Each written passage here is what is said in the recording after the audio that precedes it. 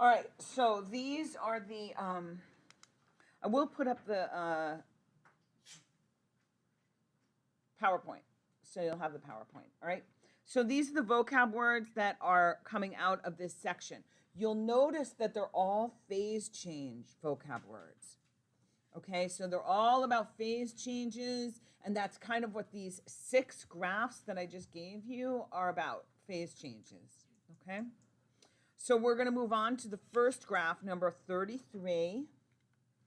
And in number 33, I know the writing is very unclear, but this first one is sublimation. And in sublimation, we're moving from a solid directly to a gas. All right, so sublimation is the act of going directly from a solid to a gas, and deposition, that was the one that I said it's not a legal term, right? That's going from a gas directly to a solid. So an example of this, because like what does this? What goes directly from a gas to a solid? What goes directly from a solid to a gas? Well, carbon dioxide does. You don't see carbon dioxide as a liquid in under this pressure, in at room temperature under this pressure, and we don't ever see carbon dioxide as a liquid, but you can go to the store and get solid carbon dioxide and then come back, and if you open it up at room temperature, like in this room, you will see just the carbon dioxide come off as smoke. You will not see it come off as a liquid. Right, so that is the solid carbon dioxide is dry ice, and so you can get it, and you can actually put that. That's one of the things that you can put it into, like punch at a party, you know, and it makes the smoke come out like at a Halloween party, and that smoke is actually subliming carbon dioxide, right? Okay.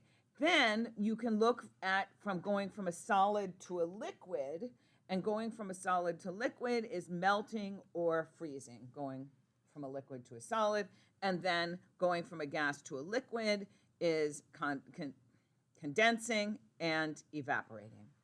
Okay? So this is a nice chart that you have putting these words in, and they give you the definitions of the words. All right? Next, we're going to look at number 34.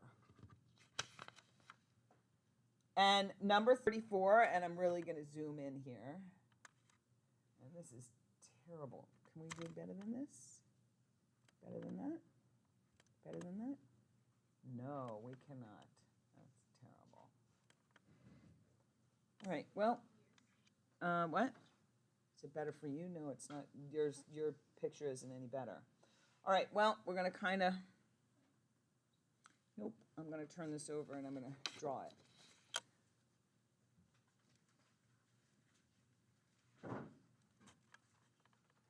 I mean, you have it, so you don't need to draw it. You can write right on yours. It's just coming up on the video. It's terrible, so.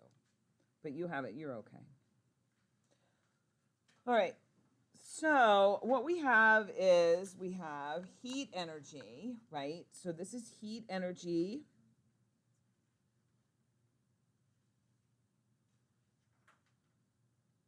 And this is temperature. Now, the theme of this graph, the theme of this graph is the following. Molecules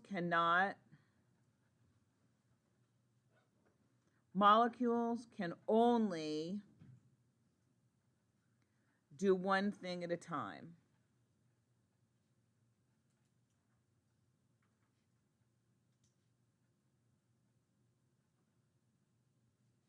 Either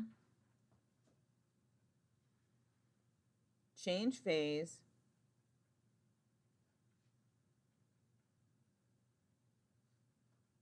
or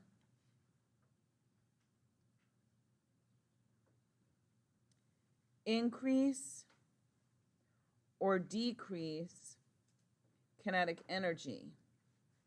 And how do we describe kinetic energy? What do we call that?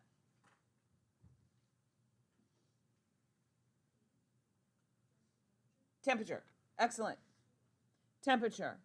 So we can either change phase or increase or decrease temperature. That's it. You can only do one or the other, but molecule cannot do both, okay, at the same time. They're either doing one or the other. So let's look at your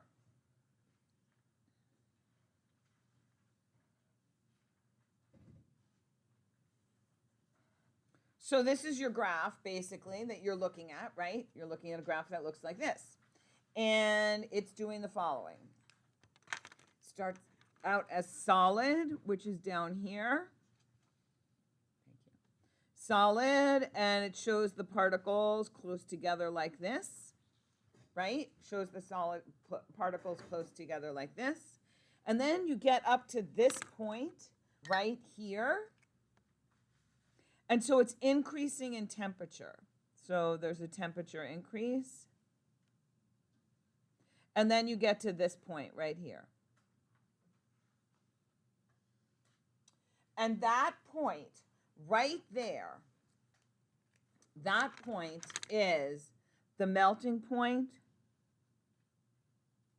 and the freezing point.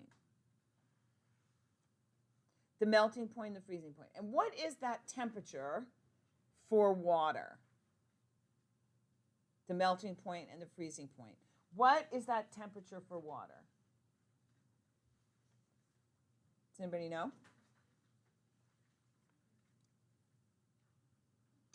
Nobody knows? So for water,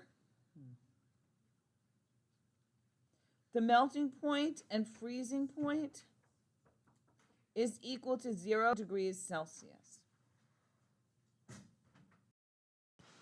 For water, the melting point and freezing point is 0 degrees Celsius. At other temperatures, for other substances, that melting point and freezing point is going to be different. Every substance has this graph. Every substance has this graph. For substances, this line will be very long. For substances, this line will be extremely short, and then this line will be really long, okay? So it's all different shapes, but every single substance has this graph. So then what happens is there's a change in phase. The triangle means change. So there's going to be a change in phase from solid to liquid.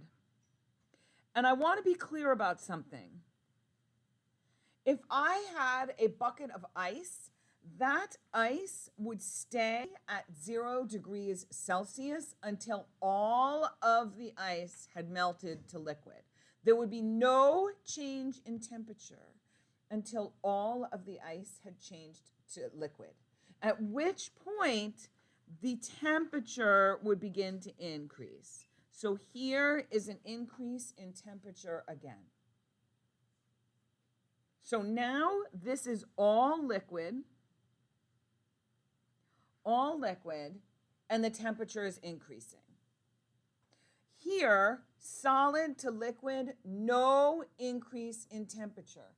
Even though energy is being put into the substance, there's no change in temperature. Why? Because molecules can only do one thing. They're either changing from solid to liquid or they're changing temperature. Questions on this? All right. Now, we get up here. This right here, this is the boiling point or the condensation point. All right, and so the boiling point or the condensation point, what's that temperature for water? Does anybody know? Boiling point, condensation point? What? 212 Fahrenheit or 100 degrees Celsius. So the water span is 0 to 100. 0 to 100, okay? At this point, all of the liquid is going to go through a phase change. It's going to go from liquid to gas. Once all of the liquid has changed to gas, then it can increase in temperature. But if you had a pot of water on the stove, that thermometer in that water would remain at 100 degrees Celsius until all of the water in the pot was gone. You cannot have water boiling in a pot over 100 degrees Celsius. You cannot have water boiling in a pot at 112 degrees. Because when those particles reach 100 degrees Celsius, if you add more energy to them, they go to a gas. Because they can only do one thing. So at 100 degrees Celsius, they change to gas, all right? So this is basically this is called a phase diagram, and it comes off of this diagram, all right, which is this phase diagram. And every substance has this diagram. And when you're putting energy into these particles, you are breaking the intermolecular bonds. That's what's happening. Each time you add energy in here, you're breaking the intermolecular bonds.